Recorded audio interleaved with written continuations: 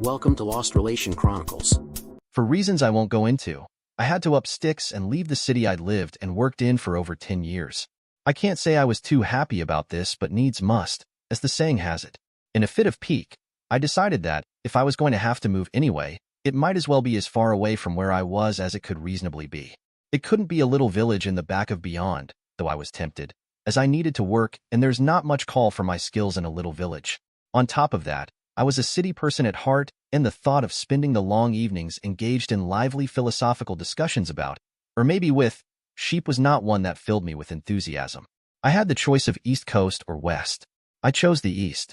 The next tasks were to find somewhere to stay and something to do. Finding somewhere to stay proved to be relatively easy. I simply phoned round various letting agencies until I was offered a short-term lease on the right-sized property at a rent I didn't think was extortionate. As it happened, I was choosing the right time of year to move. In 3 or 4 months, IDV paid over twice as much as the tourist season got into full swing. Finding a job was less easy. Not that there was a dearth of them. It was more about the terms and conditions rather than the actual job. I could have applied for a full-time vacancy, but I didn't want to be tied down. After all, I might hate the place and want to move on. Freelance was the answer, and, here again, I had choices. I could either sign with a large national agency or a small local one. Large agencies with well-known names were much safer. They ran things by the book, and you knew you would be paid at the end of the month. The downside was that clients tended to bulk buy, so you could end up in a team of half a dozen or more slogging away to meet some deadline that had been drawn in the sand by the MD or whoever after he'd had too many G&Ts at some business dinner. Smaller agencies tended to be more personal. The good ones often had more interesting assignments and looked after their people better.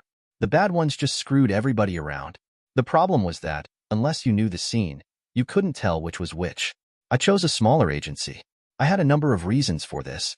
If they turned out to be crap, I wasn't really in any worse a position than I was just now. If they were good, then at least I stood a chance of enjoying the assignments. I made my choice on gut instinct. They did have some good clients, and the work sounded interesting, but the main factor was the voice of the woman on the phone. She came across as honest and genuinely interested in signing me up. I had all the usual hassles with packing and storage and lawyers and the gas board and the phone company and Uncle Tom Cobley and all but, eventually, I was on my way north.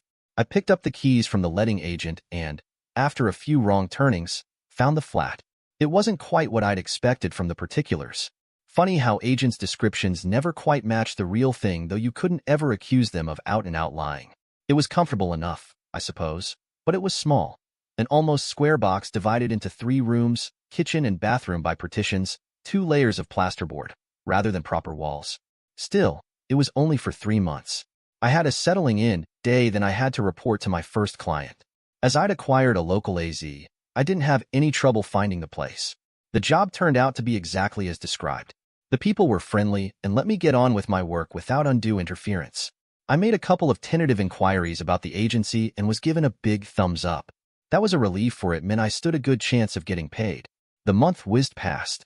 Unlike some bigger companies, this one was grateful for the assistance provided by outsiders, and I was included in all the usual social activities, both inside and outside work. In fact, a couple of the staff, learning I was a heathen from the South, took it upon themselves to remedy the sad lack in my education regarding the many benefits and proud history of their city. People like that can be a bore, but, as a new boy, I was grateful for their input, especially as it was done in a light-hearted manner.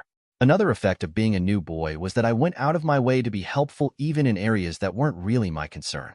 If this agency was as good as the company believed, I wanted a good report to go back to them. If I got my feet under the table, I would be well set for future work. We parted with genuine regret. I think I did a good job. No, I know I did a good job. I know I did a good job as, the next day, I had a phone call from the agency telling me so. They also asked me a favor. I'd been scheduled to go to another small company in a nearby town for the next 2 weeks. However, one of their star people had been involved in a car accident, so they were short of a body to do some work for a major client in the city. Could I, possibly, help them out? Now I can smell a con when I hear one. I don't mean they were lying. The poor bugger probably really had been in an accident and was in hospital with his leg in plaster or even worse, but it was clear they weren't giving me the whole story.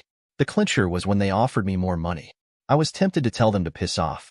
I was new and I didn't owe them any loyalty, but I said yes. I don't know why. The job turned out to be as bad as I'd suspected. For a start, the company was large and bureaucratic. They had their own way of doing things, a way that bore no resemblance to any generally accepted standards, and we're adamant we work that way. It's not my favorite way of working. With non-standard procedures, you waste a fair amount of time getting in tune with them to the detriment of the work you're supposed to do, but I can live with it. The killer was the project manager. She was, to put it politely, a pompous idiot. There were 3 of us from the agency involved in a 6-week project, and we spent most of the first morning in her office while she told us, essentially, that we were the lowest of the low and good-for-nothing time wasters, and she would be keeping a close eye on everything we did. I glanced at my fellow inmates. They'd been here before, so knew the score. Their faces were carefully neutral. We started work, and, sure enough, I wasted time trying to understand why I had to complete Form AB-123 when I wanted X and Form UV-789 when I wanted Y, when X and Y were 2 parts of the same thing. Mrs. Buffoon, as I christened her, was not happy and made certain I knew about it. She had her deadlines and her expectations, and I was damned well going to make them. I did, through the simple expedient of working late more days than not. It was clear she was trying to rattle me to prove her theory that all contractors were useless scumsucker, and I was damned if I'd give her the satisfaction. My teammates were no help either. They took this job because of the pay and were only grateful that, because I was in the spotlight, they were allowed to get on with their work in relative peace. I say relative, for Mrs. Buffoon was a great believer in teams, despite the fact that she didn't have a clue about how to run one. We had to complete weekly forecasts, daily diaries, and weekly progress reports, all of which were examined in great detail and publicly criticized at the weekly team meeting. After ripping our current progress to shreds, she would then tell us, in great detail, what we should accomplish next week. That this bore no relationship to the work that actually needed to be done never seemed to impinge on her consciousness. I quickly discovered that the other 2 had developed the technique of slanting their reports to make it appear that what they actually did was what she thought they ought to be doing. The 6 weeks passed, eventually. As we left the building for the last time, my teammates invited me for a drink. I didn't quite tell them where to shove it, though I was tempted. Why should I want to socialize with them when they'd let me be their fall guy for a month and a half? I phoned the agency the next day to tell them I wouldn't be available for several days. I was taking some time off. Take a week. You deserve it. I'll pay you half fee as a thank you. That wasn't unusual. It was unheard of. You don't need to do that. You helped me out of a really sticky situation. I appreciate it. Well, there's an old adage about gift horses. Then you'd better avert your eyes quickly. Take it. I insist. Thanks. That's very generous. Thank you. I've got something lined up for you a week Monday. Call me later in the week. Will do. Well, that was an interesting conversation. I'd always talked to the same woman on the phone, and I'd assumed she was just someone who liaised with the contractors. However, she had said that she would pay the bonus, and she insisted I take it. Employees, unless they're very senior, don't make that sort of offer, so who was I dealing with? An intriguing little mystery. I spent the week looking for better accommodation. Maybe it was my lucky week, for I found the ideal place. A 4-roomed flat in an old Victorian tenement. I didn't quite follow the story about how it came to be vacant, but I wasn't really bothered. Even better, in exchange for moving in at the end of the month and committing to a 12-month lease, I got a few pounds off the rent. As it was a bit more expensive than my current place, every little helped. I phoned the agency on Friday to tell them about my pending change of address and get details of the next assignment. My intriguing contact complimented me. Apparently, I'd struck it even luckier than I'd thought, for my new flat was in a reasonably desirable area. You're planning on sticking around then? So it would seem. Good. She didn't elaborate. She seemed in an unusually chatty mood, and I had no objections, for she had a very pleasant telephone manner and was easy to talk to. I hung up even more intrigued than before. Why was she pleased that I was going to be here for the foreseeable future? The new job was much more to my liking, as was the one after that and the one after that. By now, the summer was beginning to wane, and the hordes of tourists were thinking about packing their bags and returning to wherever they had come from. Then I got another call from my mystery lady. I'm going to impose on your good nature again, she said without preamble. Oh no, I groaned. Not Mrs. Buffoon again. Mrs. Buffoon? The project non-manager on the last crappy project you dropped me in. She laughed. It was the first time I'd heard her laugh. It was a very pleasant sound. No, not Mrs. Buffoon. I need a team leader urgently. I know you've done that sort of thing before. Would you help me out again? What sort of team and what sort of company? I asked cautiously. In fact, I'd already made my mind up I'd take the job. The company was a large financial institution, and the assignment was to fill in for a permanent staff member who'd gone on long-term sick leave. This was not a good position to fill. First, you've got to get up to speed with ongoing projects in no time flat. Second, You've got to placate the ruffled feathers of all the existing team members who think they should have been given temporary promotion rather than bringing in an outsider.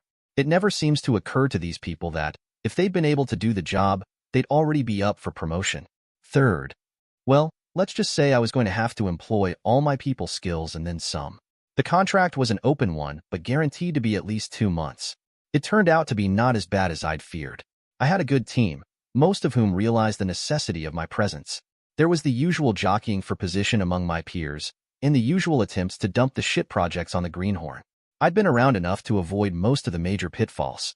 I think my acceptance came when, about 3 weeks after I'd started, I came back from a management meeting and called my team together. I told them we'd been asked to take on a new project and what it was. Around the table, faces blanched and the temperature dropped by several degrees. I told them to screw off. I announced casually. The expressions changed to ones of incredulity. You didn't, did you? I didn't actually use those exact words, but pretty close. Listen, guys, I may be new here, but I'm not exactly inexperienced. I can spot a can of worms at 100 paces, and that project has the words on the tin in big bold letters. I was invited for a drink that Friday, and I knew I was one of them for the duration. The other thing that happened was that I rediscovered my appetite for women. The circumstances that had led to my flight north had rather soured me of the species, and then I'd been too busy finding my feet to be bothered. However, I bumped into an attractive blonde girl at the coffee machine one morning. It was being its usual temperamental self. Communing with the mothership was the expression used when it suddenly decided not to work then, just as suddenly decided to start again. We got chatting and I realized, with some surprise, that the old spark was there. It seemed to be mutual, for we kept bumping into each other, seemingly by accident. I asked her out. She accepted. We had a good time, which led to a second date and a third, and pretty soon it was accepted that Debbie and I were together. Neither of us expected much. She had been bruised as I had, though not quite as badly, and neither of us was looking for a long-term commitment. We dated for just over a month, then moved on by mutual consent. The relationship signaled, however, that I was available, and from then on I wasn't short of female companionship. Some of the would-be contenders fell by the wayside when I passed word through the grapevine, Maggie, the IT director's PA, that I wasn't looking to tie any knots, but there were enough to keep me amused. The third thing that happened had more far-reaching consequences. I was asked to come up to the operations director's office. Being invited to a director's office was generally regarded as a bad thing, except I didn't work for the operations director. I didn't even work for the company, so there was no obvious reason for the summons. He began with the usual softening up questions. How was I doing? Did I like working here? How was I finding the team? Was everything going okay? I gave him the usual non-committal answers. What did he expect? That I would say I hated the place and was about to jump off a tall building? Then he dropped his bombshell. Would I like to come and work for him as a special projects manager? For once I was completely lost for words. I spluttered about the agency and my commitment, and that I didn't know whether I'd want to permanently settle here. He waved it all aside and asked me to give it serious consideration. If I was interested in pursuing it, we'd talk about a precise job definition, pay, and all that stuff. His only commitment was that I would earn as much as I did as a contractor and have the pension scheme and perks to boot. I walked out of his office in a daze, and I don't think I heard a word anyone said to me for the rest of the day. I felt no better in the morning. The offer was tempting, of that there was no doubt, but the two biggest buts were, did I want to go back to full-time employment, and what exactly were special projects, which led to a third, but what would happen to me if there weren't any because, say, his budget had been cut? A fourth, but was the question of what responsibilities I would have and how much authority I would be given to follow my ideas through. I needed to talk to a friendly voice at the agency, though I suspected it would become less friendly once I'd said my piece. Congratulations and shit, was the surprising response. Huh. Congratulations. You deserve it. I'm only surprised it's taken this long for someone to recognize your worth. Shit, because that's my instant reaction to losing you. Can you come and see me after work? I could. The address she gave me was down near the old docks. At one time a bustling port, the area had deteriorated with the decline in sea transport and acquired a most unsavory reputation for a while. Now urban regeneration was all the rage, and the old docks had been turned into upmarket housing. Trendy wine bars had replaced the spit and sawdust pubs, and Thai restaurants the fish and chip shops. I felt a bit sorry for the original inhabitants and wondered what became of them after the Okaya invasion started. I entered a nondescript door in the plain facade of a grimy Victorian building just off one of the main streets and climbed the stairs. The stairs were in good repair and the stairwell well lit. The first landing had two doors, an anonymous one and one with frosted glass and the name of the agency. I opened this one and stepped into Fantasyland. Instead of an office reception area, I had entered someone's living room. At least that was my first impression. The decor was green and gold and deep pink. There was a patterned carpet with an ice pile on the floor. There were curtains at the windows and decorative net curtains. There were several comfortable tan leather armchairs and two large pot plants and a coffee table.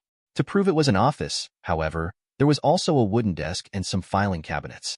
Behind the desk, which had no modesty panel, regarding me with an amused smile, was a refugee from the Playboy Mansion. No, that isn't fair, for she was no brainless blonde bimbo.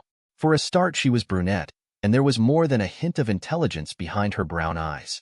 In short, the room looked like something out of House Beautiful, or Office Beautiful if there's such a publication. "Can I help you, sir?" she asked. Yes.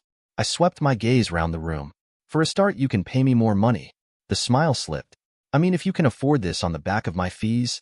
I winked at her to show I was joking, and the smile returned. "That's why we don't normally let you in here. Mutiny in the ranks and all that?" Exactly. "Well, I'm actually here by invitation. I've an appointment with, you know, this is most embarrassing. I've been speaking to the lady on the phone for 6 months, and I don't know her name." The receptionist was openly grinning now. "I could wind you up and embarrass you further by insisting you prove that you really do have an appointment, but I won't, as I know who you are and Miss Boswell is expecting you." "Huh. And I could foil your dastardly plot by the simple expedient of making a single phone call," I retorted. "Will you tell Miss Boswell I'm here?" "Curses. Foiled again," she said with a laugh. "I already have. She shouldn't be long. Take a seat." I felt curiously lightheaded. This place seemed so unreal. I'd worked for agencies before, and they always seemed to be shoestring affairs, even the large ones. How could a small agency like this afford such luxury? And the receptionist, a model girl in a model office. Coming on top of the shock of yesterday's job offer, I felt I had stepped into a dream world. For a second, the room around me faded. "Are you all right?" The receptionist was looking at me with some concern. "Yes," I said, blinking a couple of times. "Yes, I'm fine, thank you. You'd better sit down. Can I get you anything? A glass of water?" "No, thanks. I'll be fine." I took a deep breath. I don't know what came over me. "You sure? You looked a bit overwhelmed." I managed to grin. "Well, you're a pretty overwhelming person. I assume that's a compliment." She was smiling. "Most definitely. In which case, thank you. It won't get you any more money, though. I suspect it won't even get me a date." She made a little moue. "Unfortunately, you're right." I gave an exaggerated, world-weary sigh. I thought as much. She giggled. At that moment, a woman entered from behind the reception area and advanced with a smile and outstretched hand. "I'm sorry to keep you waiting. I'm Natasha Boswell." Despite having spoken to her on the phone fairly regularly, I hadn't formed a mental image of Miss Boswell. If I'd been pushed, I'd probably have said she would be 40-something and somewhat motherly. That's the impression her voice gave anyway. The vision before me couldn't have been more different. "I'm pleased to meet you at last," I said faintly as I shook the proffered hand and took in the well-filled, exquisitely tailored blouse and skirt, the perfectly made-up face, the expertly coiffed dark blonde hair, and the glamour model figure. But it wasn't just the looks. She had the air of a woman in her prime who had total confidence in herself and her abilities. I realized I'd subconsciously straightened my shoulders and sucked in my tummy. "Come through and we'll talk." She led the way down a short corridor, opened a door, and gestured me inside. She looked equally impressive from the back. Her high-heeled shoes emphasized the length of her shapely legs and added an attractive sway to her hips. "Take a seat. Can I get you anything? Tea? Coffee? Something stronger?" "I'm not sure alcohol would be a good idea right now," I said with a deprecating smile. "Coffee, perhaps." "You mean I might ply you with liquor and have my evil way with you?" Her smile was teasing. "Not at all," I said in the same spirit. "Liquor plying's my job." "Ah, but we live in an age of female equality." "So we do. In which case you can ply away to your heart's content, but later." She touched my arm. It was only a fleeting touch, but she made it seem distractingly intimate. "I'll be back in a minute." This room was, if anything, even more luxurious than reception. My feet sank into the cream and green carpet. The brocade chairs and settee certainly didn't come from IKEA. The widescreen TV looked top of the range. The bookcase and side tables were of real wood. On the walls were pictures of young women. I couldn't tell if they were photographs or paintings, but Although the poses were decorous enough, there was something oddly erotic about them. I sank into one of the armchairs and tried to gather my wits. I felt I was going to need them. Miss Boswell returned with a tray and proceeded to pour the coffee. She pulled a side table to my chair and set the coffee cup on it. It was a simple act, but she did it with infinite grace. She took the seat opposite, stretched her long legs out in front of her, and crossed her ankles. I did my best not to look, for I realized she was doing it to distract me. "Are you in a hurry?" she asked. "Not particularly." I was surprised at the question. "Good. I confess I've wanted to meet you for some time." "Oh?" She grinned. "I don't normally deal with my contractors face to face, but you are an exception. I can understand why. You don't want your contractors here, that is." "The other I'll suspend judgment on." She raised an inquiring eyebrow. I suspect their reaction would be much like mine. I gestured at the luxurious room. "A bigger cut." "Exactly. I wasn't being entirely serious, you know?" "I know. But others would be." I nodded. I sipped my coffee and waited. We looked at each other over the rims of our cups, sizing each other up, each waiting for the other to speak.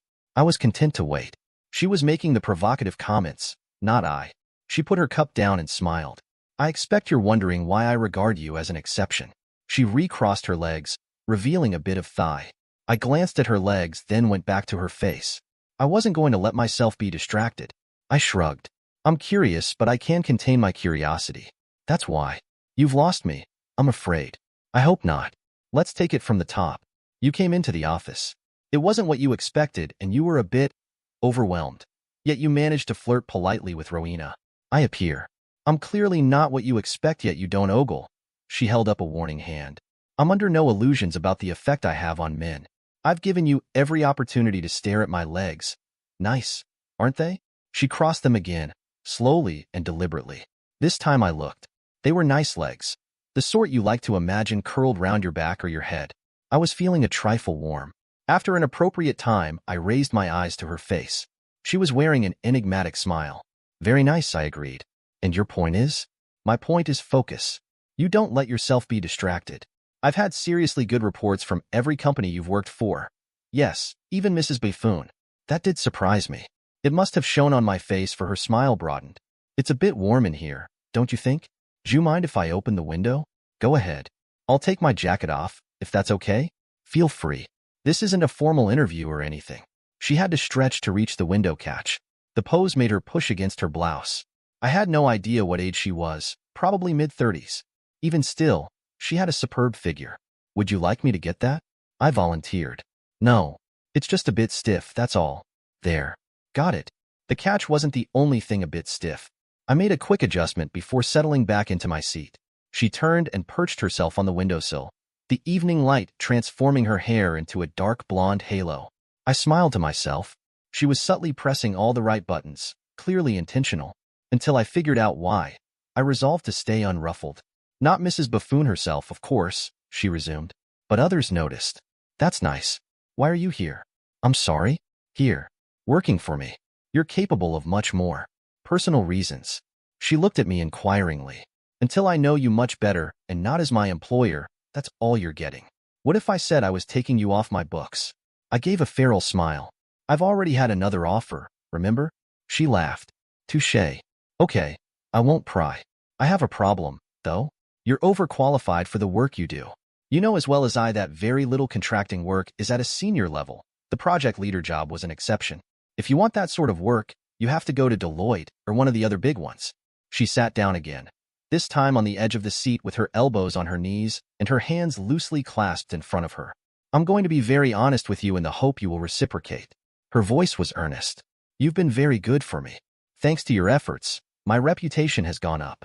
You've set a standard that my other contractors are now forced to live up to, and I've had several applications from well-qualified people. I want to keep you, but I don't know how. You could get up and walk out right now, and there isn't a damn thing I could do about it. I don't want that to happen. I need to know what I need to do to persuade you to stay. To do that, I need to know what makes you tick, what drives you. I'm proposing that, for a while, we forget about our relationship and work and just chat." She gave a little laugh. "You never know. You might even get dinner out of it." It was my turn to stand. This was a turn-up for the books. What'd make me tick? Up till now, nothing. I'd simply reacted to my previous situation and had been going on autopilot since. I walked to the window and stood looking down at the tail end of the rush hour traffic outside. Money was nice. Not as an end in itself, but for what you could do with it. The thing was that, once I'd covered my expenses, I didn't have much I wanted to do with it. Job satisfaction was important. I liked to be challenged and I liked doing a good job. That the client was satisfied was secondary to my own sense of achievement. I also liked variety, which is why I preferred contracting. I sighed. I was going to have to tell her. I turned to face her. Sorry. I needed to get my thoughts in order. You mentioned honesty. I really didn't quite expect you to be quite so forthright. Because you have, I'm going to have to say some things I didn't want to talk about. It's not easy, even now, so I ask your patience. She didn't respond, but I saw understanding in her face. I told her about catching Helen, my ex-wife, flagrante delicto.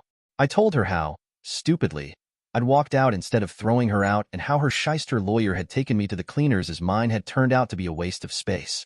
I told her how I'd simply stuck a pin in the map and ended up here. So there you have it, I said with a shrug, crossing back to my seat. I've no idea what I want, where I'm going, or what the future holds. I grinned wryly. Any ideas? She reached out and touched my hand as I passed. Again, it was only a fleeting contact, but the feeling of intimacy was remarkable. In fact, she was a remarkable woman all round. On top of being sexy, successful, and confident, she engendered a feeling of intimacy as if she was your best friend and closest confidant. Thank you, she said simply. I appreciate your candor. I gave her a lopsided grin. You are a formidable woman, Miss Boswell. In an hour, you've managed to get me to talk about something I swore I'd never mention. You're pretty formidable yourself. And it's Natasha.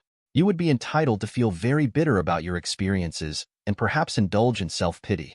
I detected neither. I shrugged. There didn't seem a need to say anything.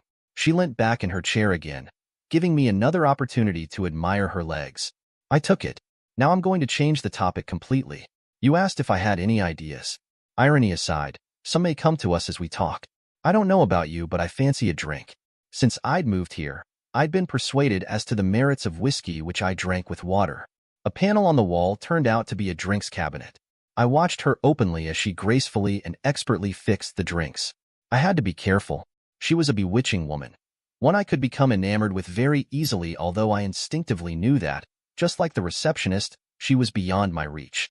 I was so caught up in my thoughts that I didn't get a chance to look away before she turned.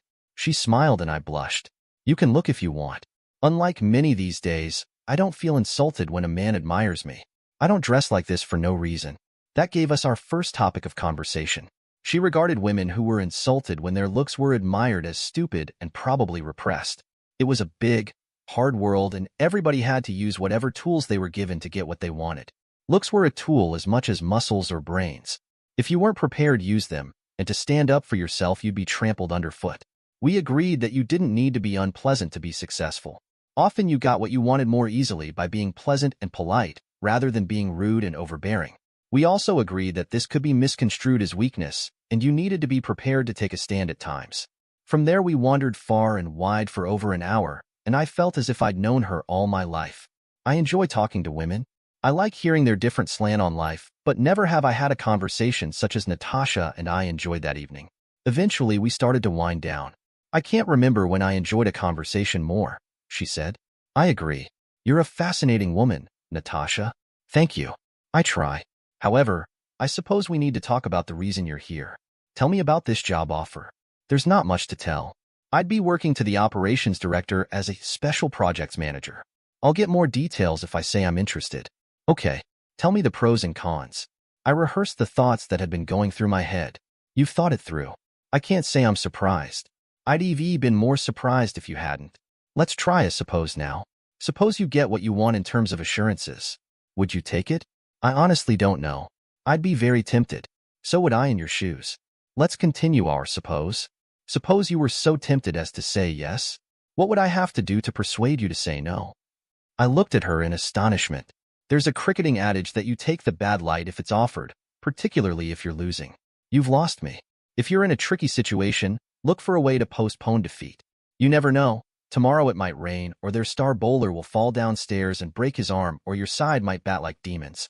What I mean is that, if you tell me nothing, then I'll accept the light. You haven't actually committed to anything yet, and tomorrow is another day. I might still win. It had been getting dark as we conversed. In this part of the country, and at this time of year the evenings are long, drawn to out affairs with the light fading only slowly from the sky. We hadn't turned on the lights. In the last glimmers of daylight, Natasha seemed to glow. I couldn't tear my glance away. I knew, then, what would guarantee my loyalty from now until the end of eternity, but knew, equally well, that such a prize was beyond my grasp. I barked a short laugh. Well, the answer's not nothing. The answer is I don't know. Don't you? I think you do. Her voice was low and intense. I'm going to tell you a story. I should say that I must ask you not to repeat anything I say to anyone, but I know that's unnecessary. You are a man of honor. She paused for a long moment. You wondered, quite naturally, how, as the owner of a small employment agency, I could afford to decorate this office the way it is. The short answer is that the employment agency is only part of the story. The agency makes a good profit, it's true, but nothing like enough to pay for this place. The real money comes from prostitution. What? Patience. Please hear me out. I'm a prostitute, call girl, hooker, call it what you will. The door's over there.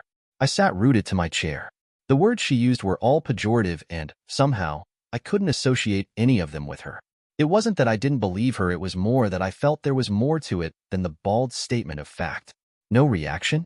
No bout of moral indignation? No condemnation? No sense of disgust? There was a hint of cynicism in her voice. No, none of these, I said slowly. I've dealt with you professionally for 6 months and got to know you a great deal better this evening. I like you and I respect you. I'm shocked, but that's what you intended. Shock tactics aren't going to work. In the silence, I could hear her release the pent-up breath. I knew they wouldn't, but you were worried anyway. I said with a small chuckle. Yes, my name's not really Boswell. I changed it. As a girl of 17, I was lured from my home in the Ukraine by the promise of a good job in Britain. The good job turned out to be prostitution. I was lucky. I'd only been here a few weeks when the gang who smuggled me into the country were busted and the house I was being kept in was raided. They didn't find me. I wasn't being cooperative, so I'd been tied up and locked in a small shed in a nearby allotment. When no one came, I managed to get free but couldn't get out of the shed. A man walking his dog found me. Fortunately, he didn't call the police and, even more fortunately, he liked young girls. I stayed with him for 3 years. He taught me everything, got me a passport, taught me English, gave me an education. I owe him everything. He was quite elderly and had heart problems. He had a heart attack. It wasn't fatal, but he knew his end was in sight. He made arrangements, put money into bank accounts for me, gave me valuable items that I could sell. We devised an escape plan. He had another heart attack, fatal this time. In the furor, I slipped away as we'd agreed. I moved to another city. I knew I was going to be a prostitute, but I equally knew it was going to be on my terms. I joined an escort agency. I wasn't much good, but I found out what it was I needed to know to be good. I moved again. This time I used the money my benefactor had given me to learn what I needed. Grooming, deportment, dress sense, makeup. I devoured the arts magazines. I haunted the public library. I went to the theater, the cinema, concerts.